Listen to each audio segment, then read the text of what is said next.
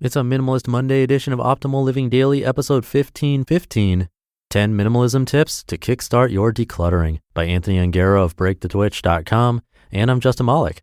Happy Monday and welcome back to Optimal Living Daily, or the OLD podcast, where I read to you from some of the best blogs I can find and get permission from, mostly covering personal development and minimalism on this show.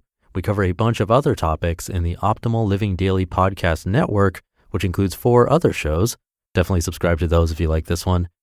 But for now, since you're here, let's get right to it and start optimizing your life. 10 Minimalism Tips to Kickstart Your Decluttering by Anthony Ongaro of BreakTheTwitch.com. So you've heard about minimalism and think having a few less things might be helpful? Maybe you're not quite ready to dive in fully, and that's okay. You don't have to commit to owning less than 100 items to see serious benefits from reducing clutter and embracing aspects of a minimalist lifestyle. While many refer to minimalism as less, I tend to think the opposite.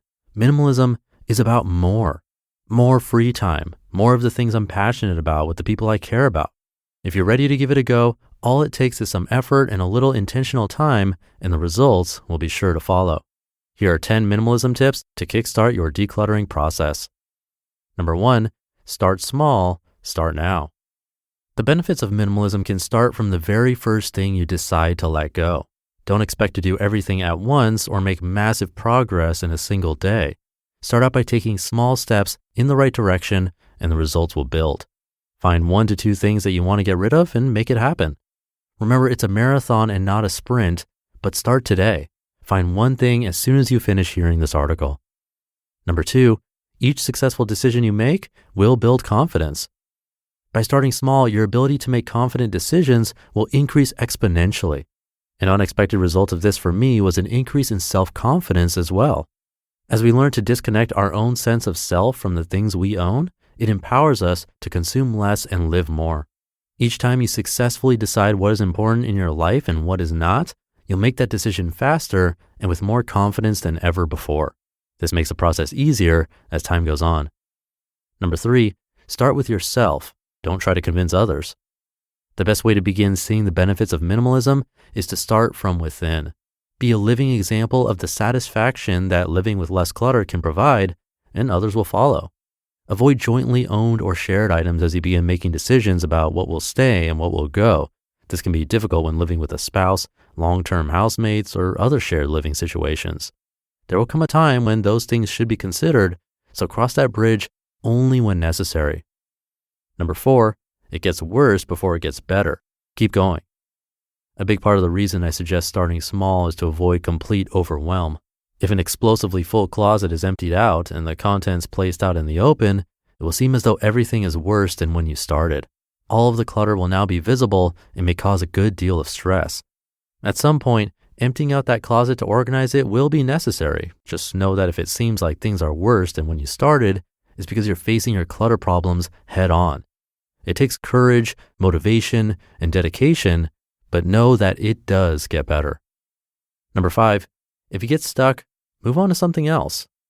There's going to be something that you struggle with. There are going to be things you're undecided about, and that's perfectly fine. As opposed to getting stuck on one item and dwelling on it for hours, just move on to something else. If you don't, it can really kill the momentum and energy in the process. There will be a time when you're ready to confidently make a decision about that thing. It's just not now. This process works in stages, and the stage for that item will come. Move on, keep the momentum going. Number 6, stay motivated by visualizing the desired outcome. Have you ever heard of a visualization exercise? It's super simple. Find a quiet, comfortable place to sit with your eyes closed and mentally visualize your desired outcome. Imagine what your space could look like with less stuff in it. Think about how you might spend your time if you had less to organize, less laundry to do, and more energy to do what matters to you. Picture yourself doing the thing that brings you joy with the people you care about. Visualizing your goal will help you accomplish it and stay motivated to keep going through the tough times. Number 7, make a commitment or play a game to make it fun. I've written about Min's game quite a bit due to the positive experience Amy and I had with it. Whether you decide to play something like this or create a commitment with your own rules, make it fun and make it something attainable. Try committing to donate one piece of clothing every day for an entire month. Get a bag started somewhere and add one item to it each day, taking the bag to a donation center at the end of the month. It'll feel wonderful to give your clothing to someone who might be able to use it and lighten your load at the same time. Create a game that works for you and get started. Number 8, find a supportive community of people. The commitments and games mentioned in number 6 are exponentially more effective when you do them as a competition with a friend or companion. If you have an existing shared interest group, use each other as support to stay accountable to your goals. Find a community of people to give support and encouragement during your journey, and your success rate will assuredly increase. You'll find that there will be people who are not supportive of the changes you want to make, and that's okay. Find those that are supportive and help each other succeed. Number 9, ask the right questions. Making the right decisions about stuff comes down to asking the right questions. Here are some questions that I like to ask when evaluating the things around me. Where does this item belong, and does it have a place to live? Does this serve a purpose that isn't covered by something else I have? Does this bring me joy, or does this get in the way of things that do? And number 10, like exercise and dieting, results don't happen overnight. Embracing minimalism is a lifestyle change that will have seriously positive effects, but just like anything else, it takes time and dedication. There's no magic pill, no weird body wrap, injection, or steam treatment that can get it done. There's only real work and enduring satisfaction from the process and results. It'll feel great to get rid of the obvious stuff, but the real results start to happen once you push yourself to take it a step further. Bonus tip, evaluate and adjust. There's no one style of minimalism that works for everyone. Whether all of your possessions fit into a backpack or you have a 3-car garage full of motorcycles and camping gear, it comes down to one thing: more of what brings you true joy and contentment, less of the clutter that does not. This life is yours to live, so continually evaluate and adjust to fit what works best. While it's a moving target, the pursuit is a worthy and rewarding one. Use the tools available to you and do the best you can in this moment. To wrap things up, while it may seem that reducing clutter in your life is an insurmountable task, you absolutely can do it. Take small steps. Start right now by addressing your own things. Find a supportive community and challenge each other to a minimalism game. If you get stuck, move on to something else and stay motivated by visualizing the outcome you desire. You just listened to the post titled 10 Minimalism Tips to Kickstart Your Decluttering by Anthony Ongaro of BreakTheTwitch.com. Thank you to Anthony. He has a free downloadable guide that you can get in this article. I have this article linked in this episode's description and at oldpodcast.com. It's a 7-page guide on what to do with the items you're not sure about. It can make your life a lot easier. And one thing to remember, if you do decide to take on minimalism or just decluttering in general, it never ends. There's no destination.